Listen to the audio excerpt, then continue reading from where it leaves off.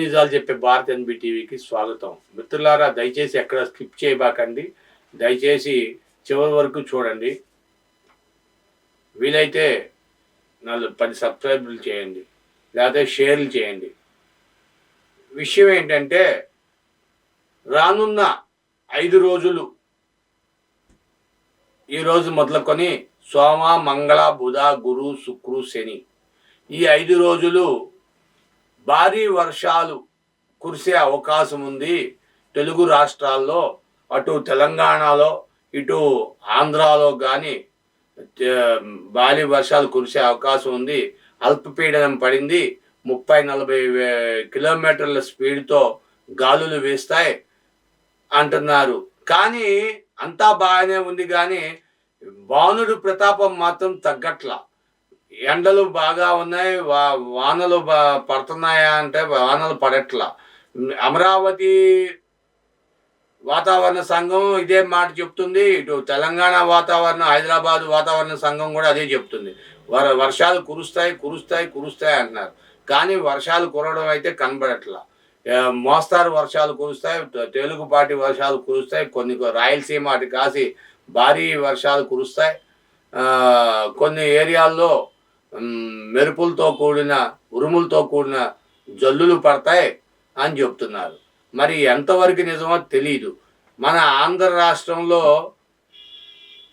కూడా హైదరాబాద్ లాగా హైడ్రామా ఇక్కడ కూడా జరిగితే బాగుండు అని చెప్పి చాలా మంది అభిప్రాయపడుతున్నారు. ఎందుకంటే పిల్లలు ఆడుకోవడానికి ప్లేసు లేదు. స్వరాజ్ మైదానం ఉండేది. ఆ మైదానంలో నీళ్లు చాలా వరకు భూగర్భంలోకి వెళ్ళేవి. దరిదాపుగా అది 19 ఎకరాలు. ఆ భూమిని ఎందుకు పనికి రాకుండా నిరుపయోగంగా చేసేసి అంబేద్కర్ విగ్రహం పెట్టి ఆ చుట్టుపక్కల ఫ్లోరింగులు చేసి నిర్మాణాలు చేశారు. అందులో వాటరు ఇంకట్లేదు అని చెప్పి అంటున్నారు. ఈ వర్షాలు చినుకు పడితే చెరువులు మాదిరిగా హైవేలు, రోడ్డు, సిటీలోని పడవలు వేసుకొని వెళ్ళాలా అన్న తరహాలో ఎక్కడ చూసినా సరే రోడ్ల పక్కన నీళ్లు నిలబడిపోతున్నాయి. మరి మున్సిపల్ కమిషనర్, కొత్త కమిషనర్ వచ్చాడు. మరి విజయవాడకి మరి పాత కమిషనర్ వెళ్ళిపోయాడు.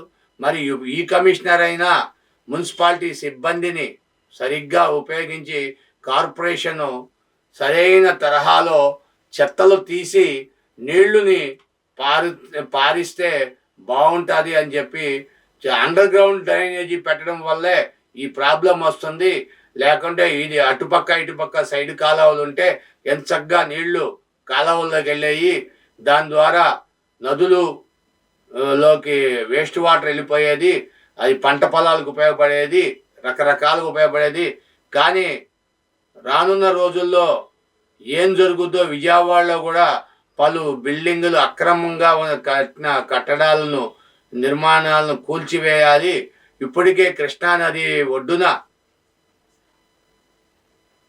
మొత్తం చంద్రబాబు నివాసం కానీ, ఆ పక్కన ఆ బిల్డింగులన్నీ కూడా కాలా ఒడ్డుని కట్టినవి, అవన్నీ కూడా నది ఒడ్డుని కట్టిన బిల్డింగులన్నీ కూల్చివేయాలి, అక్రమ నిర్మాణాలను తొలగించాలి అని పవన్ కళ్యాణ్ మీద చాలా డిమాండ్ వస్తుంది. మరి చంద్రబాబు నాయుడు ఉండే లింగంనేని గెస్ట్ హౌస్ కూడా అక్రమ నిర్మాణమే కదా అని, ల్యాండ్ పుల్లింగా, ల్యాండ్ ఎక్విజేషనా ఇవన్నీ అని చెప్పి ఏదో ఒకటి తేల్చుకోవాలి. తేల్చుకుంటే కానీ ఈ వర్షం పడినప్పుడు నీరు సరిగ్గా పంట పొలాలకు చేరుతుంది. ఇటు నుండి అటు గోదావరి పొంగి పొరులుతుంది. సముద్రంలో పోతున్నాయి నీళ్లు. ఇన్ని నీళ్లు సముద్రంలో పోతున్నాయి అంటున్నారు. కానీ సముద్రాలు కూడా దరిదాపుగా నిన్న చెప్పుకున్నాం, విశాఖపట్నం సముద్రం ఏకంగా 6 కిలోమీటర్ దూరానికి లోనకు లాగేసింది నీళ్లు. సముద్రం కోతకు గురవుతుందని చెప్తే అప్పుడు ఎవరు పట్టించుకోవాలా. శాస్త్రవేత్తలు కానీ ప్రభుత్వాలు కానీ ఎవరు పట్టించుకోవాలి. ఇప్పుడు సముద్రం లోనకి లాగేసినాక ఇప్పుడు మరి ఎప్పుడు బయటకు వస్తుందో తెలియదు, కానీ ఇప్పుడు మాత్రం ప్రతి ఒక్కరు దాని మీద పరిశోధనలు చేస్తున్నారు. చాలా వరకు చేపలు అనేకమైన రకరకాల జీవరాశులు చేపలు మరణించి బయటికి ఒడ్డుకు కొట్టుకొస్తున్నాయి. దీనివల్ల పొల్యూషన్ పెరిగిపోతుంది. దీంతో చేపలు తినడం, సముద్రం చేపలు తినడం ముఖ్యంగా తగ్గించితే బాగుంటుందని చెప్పి చాలామంది నిపుణులు చెప్తున్నారు. డాక్టర్లు కూడా ఇదే మాట చెప్తున్నారు. దీనివల్ల అంటువ్యాధులు, రకరకాల వ్యాధులు వ్యాపిస్తాయి.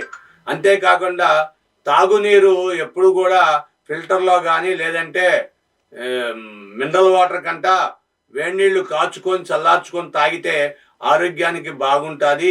కామెర్లు భయంకరంగా పెరిగినాయి, జ్వరాలు పెరుగుతున్నాయి, విష జ్వరాలు పెరుగుతున్నాయి. కాబట్టి జలుబు, దగ్గు ఇలాంటి చిన్న చిన్న సాంకేతిక లోపాల వల్ల ఆ జనాలు బాధ్యతలు లేకుండా చేయడం వల్ల ఈ పోటీ ప్రపంచంలో జనం బిజీ అయిపోవడంతో తమ ఆరోగ్యాలు తమ పట్టించుకోకపోవడం వల్ల జరుగుతుంది ఇదంతా అని చెబుతున్నారు. మరి ఏమైనా సరే జాగ్రత్తగా ఉండాలి. వానలు పడతాయి, సరైన సెక్యూరిటీగా వానలో తడవకుండా ఉండండి. దయచేసి గొడుగులు, హెల్మెట్లు, రెయిన్ కోట్లు ధరించి వెళ్తే బాగుంటుంది. పని లేకుండా పిల్లల్ని బయటికి పంపించొద్దు, తడవకుండా చూసుకోండి. తల్లులు ముఖ్యంగా బాధ్యత వహించండి. పిల్లలు తడవకుండా ఉంటే జబ్బులు పడకుండా ఉంటారు, ఆరోగ్యాన్ని కాపాడుకునే వాళ్ళు అవుతారు. మీ విలువైన అభిప్రాయాలు కామెంట్ రూపంలో తెలియచేయండి, షేర్ చేయండి, లైక్ చేయండి, 10 మందికి షేర్ చేయండి. మీరు ఒక సబ్స్క్రైబ్ చేయండి, ఒక లైక్ చేయండి. Thank you for having our channel to your house.